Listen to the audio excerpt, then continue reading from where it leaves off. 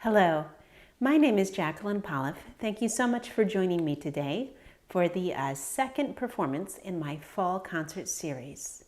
Today I'll be playing a program of little-known works for the harp, which is a topic that I am quite excited about. As usual, the concert will last around 30 minutes, and the program is in the description below, but I will also announce the pieces as I go along and say a bit about each one. The chat is open if you'd like to say anything, so please feel free to do that. And then I'm using the same tech setup that I used last month, which was a bit of a change from the previous couple of years. So any questions that you have, go ahead and put those in the chat, and I will answer them throughout the program. So today I'm going to be performing 4 pieces of solo harp music. None of them is particularly well known, which is kind of a fun theme in my opinion. Personally, I really enjoy seeking out composers that maybe aren't terribly well known by the majority of people, whether that's the audience members or other musicians.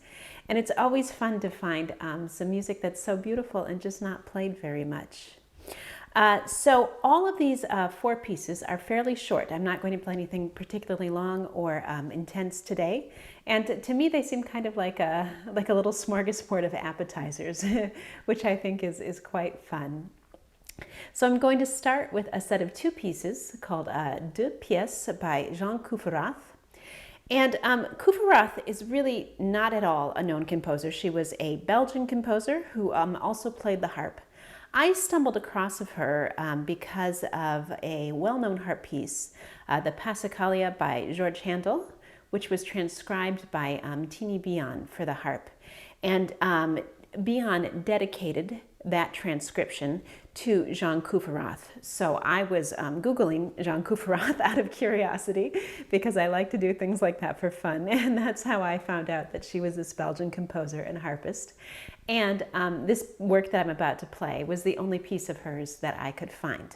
But I was able to track down the music for it, which was quite exciting. And I think it's really a charming set of 2 short pieces. I enjoyed them very much. And her music really reminds me of the French harpist Henriette Renier. I see a lot of similarities between the 2. And they lived in a similar time period. Kufferath lived from 1874 to 1919.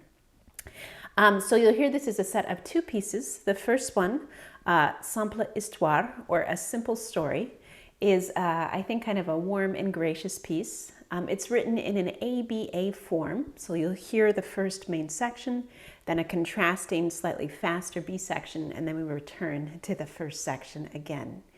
And it's really, I think, a very satisfying form, the ABA form, because you have something interesting, then you do something different, and then you come back to something familiar. The second piece, Autrefois, or In Olden Days, is written with the same form, but you'll hear that in contrast to the first piece, the Simple Story. It's a bit faster, definitely more sprightly, and it has a spring to its step. So here are the Deux pièces by Jeanne Kufferath.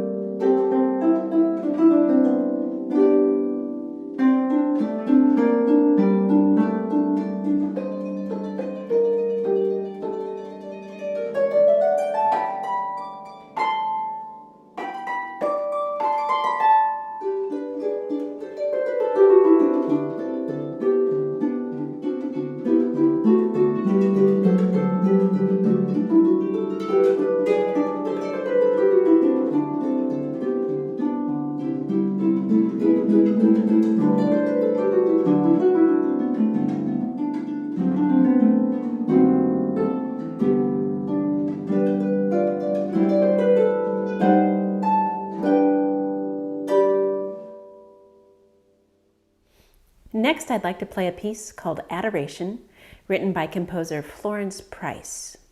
And this was originally written for organ, and the transcription that I'm about to play is my own, recently completed, and a lovely piece. A friend of mine actually suggested that this might make a good transcription for the harp, and I looked up the piece and found the music and everything, and I thought, wow, this would be great. So I was so grateful for the suggestion. So Florence Price was an American composer, pianist, and organist, and music teacher. She lived, let me look, I wrote it down, from 1887 to 1953. And she was born in Little Rock, Arkansas. Her mother actually was a music teacher, so Price showed an early interest in music, and her mother was able to give her lessons. And I believe that Price gave her first piano performance at the age of 4, which is very impressive. She was interested in composing, I believe, from a fairly young age, and she wrote a lot of different works, many works for piano, also orchestral works, some chamber music, some art songs, a lot of different music.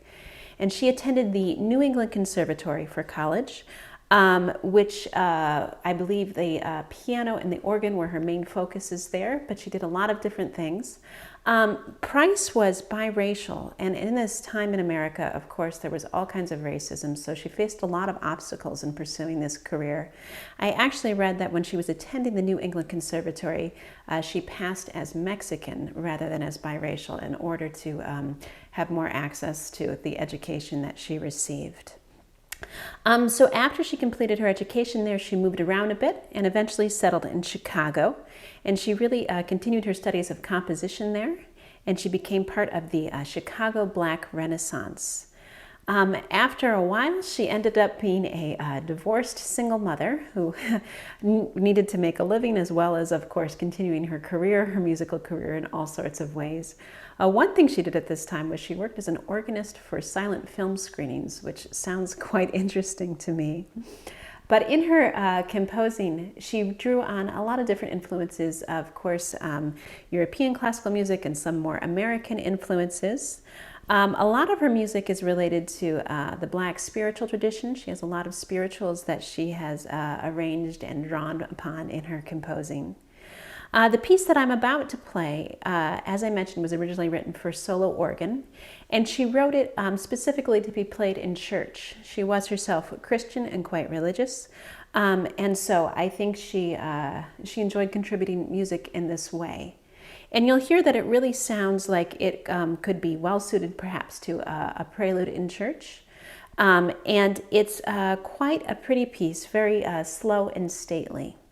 In transcribing it for the harp, much of it was quite straightforward, but one challenge that I encountered is that the organ can really sustain much longer than the harp can. And in her composition, Price used a lot of the low notes on the organ, ones that would be played with the pedals, to kind of anchor the whole piece underneath. So in transcribing it, I made a change to give the same effect, but played a little bit differently on the harp. So you'll see that my left hand keeps coming back to octaves over and over, low octaves. And I'm really using those to kind of emulate that sustained underpinning sound throughout it. And then there are lots of rolled chords, and there's really a quarter note pulse throughout it, which gives it sort of like a gentle forward motion to this really beautiful, slow and stately, as I mentioned, piece. So I hope you enjoy my transcription of Adoration by Florence Price.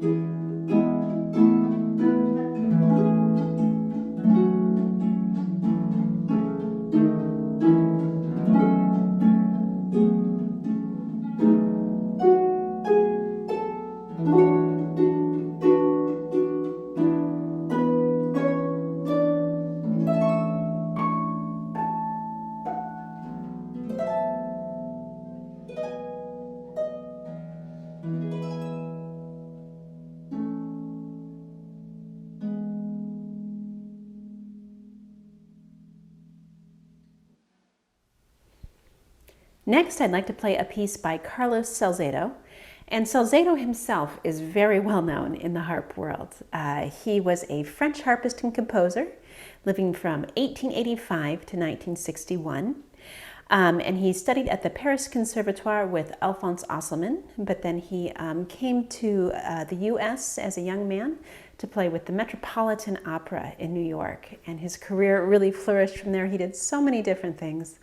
One enormous thing that he did was he really developed his own very distinctive style of playing and technique that he passed on to his students through his teaching and also through his compositions and pedagogical works and everything. He taught for a long time at the Curtis Institute in Philadelphia, and he also had a summer harp colony in Maine where many harpists had the opportunity to study with him. So the piece that I wanted to play today is a piece called The Mermaid's Chimes. And although Salzedo himself is so well known, this is not one of his better known works. I think perhaps his best known works are pieces like the Variations on an Ancient Style, Scintillation, his Suite of 8 Dances. Many of these works come up all the time, and they're so much fun to play and to listen to. But The Mermaid's Chimes, by contrast, comes from a collection of pieces called Short Stories. And each of these pieces is quite a short work that really evokes the title. It really very much tells a story, as he suggests in the collection title. So The Mermaid's Chimes, as you might expect, has a really dreamy feel. I think of it kind of like a set of wind chimes, actually. And I'm not quite sure if it's underwater, surrounded by mermaids, or if it's a set of wind chimes that's made up of statues of mermaids or something. I think there's a lot of different ways that you could view it. But generally in his composition, Salzedo was very forward-looking, and he used a lot of extended techniques in his writing. This piece is a bit of an exception because it does not use any extended techniques, but it does use a standard technique, the technique of a harmonic, quite extensively.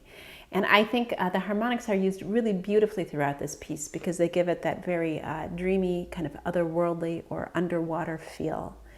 And you'll see that for my left hand in the harmonic position, it's in a vertical position like this. The right hand, you use the knuckle, so it's in a position a bit like this. And a harmonic is a sound that's really very clear and bell-like on the harp. And in using these, sometimes he's using them as single notes in this piece, and sometimes he's using combinations of chords or multiple harmonics in the left hand. So it's a lot of different ways that you could play harmonics all encapsulated in this one piece. And in contrast to the first couple of pieces that I've played today, this piece is not necessarily very focused on the melody or the rhythm. It's more, I think, of kind of a floating in this mood where you're just sort of drifting along a bit. So I hope you enjoy The Mermaid's Chimes by Carlos Salzedo.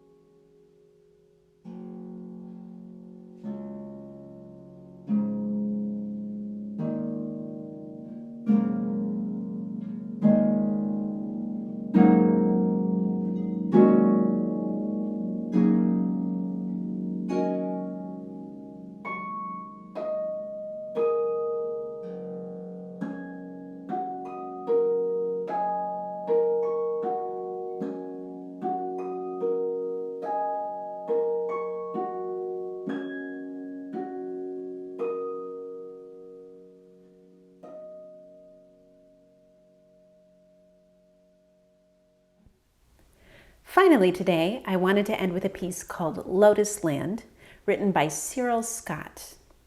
And Cyril Scott is an English composer, not particularly well known. In addition to composing, he also was a writer and a poet, and he had a strong interest in the occult and wrote quite a bit about that, actually.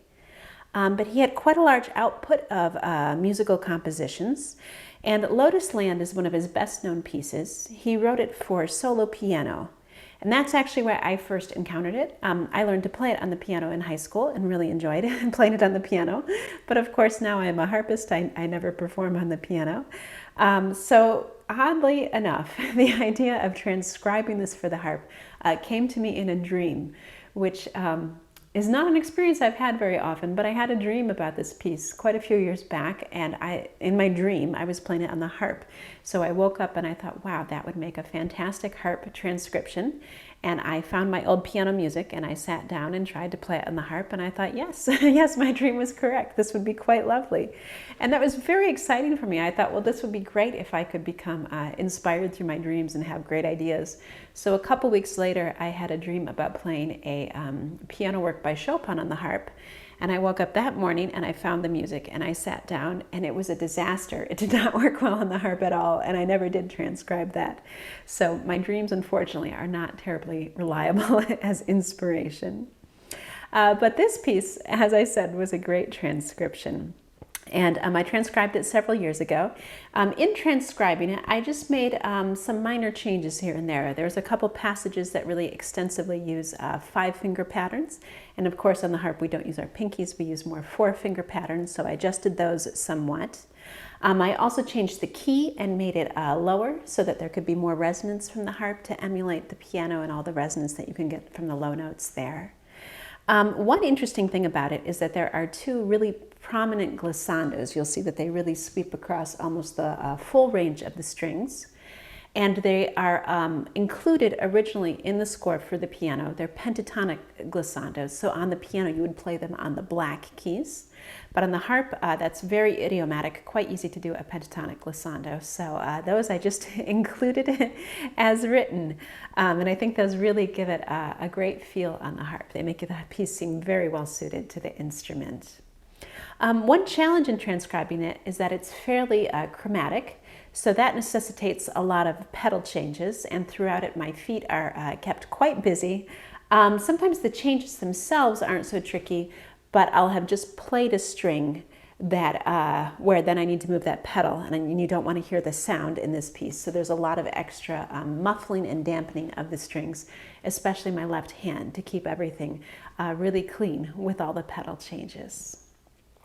So the piece itself is really kind of a dreamy work. I think it has a bit of a hypnotic or a meditative feel to it, especially because it keeps coming back over and over in the left hand to this same sort of pattern and same rhythmic idea. So I hope you enjoy the final work of today's program, Lotus Land by Cyril Scott.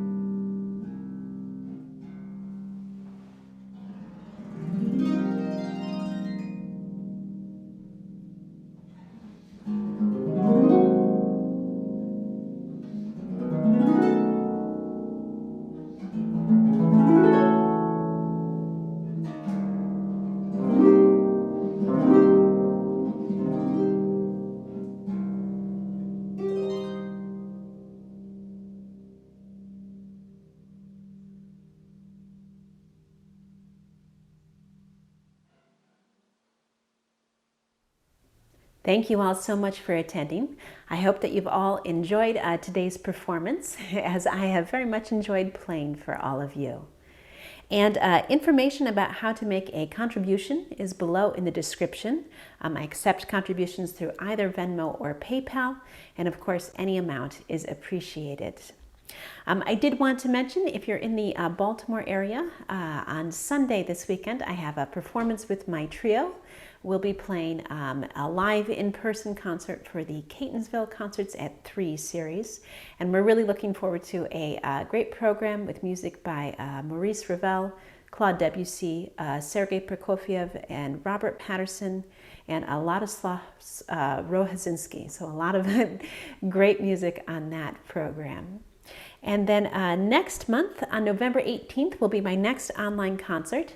I'm going to be doing a program of Welsh composers. I've always really been interested in Welsh music, so this should be great. And I hope to see all of you at that performance next month on November 18th.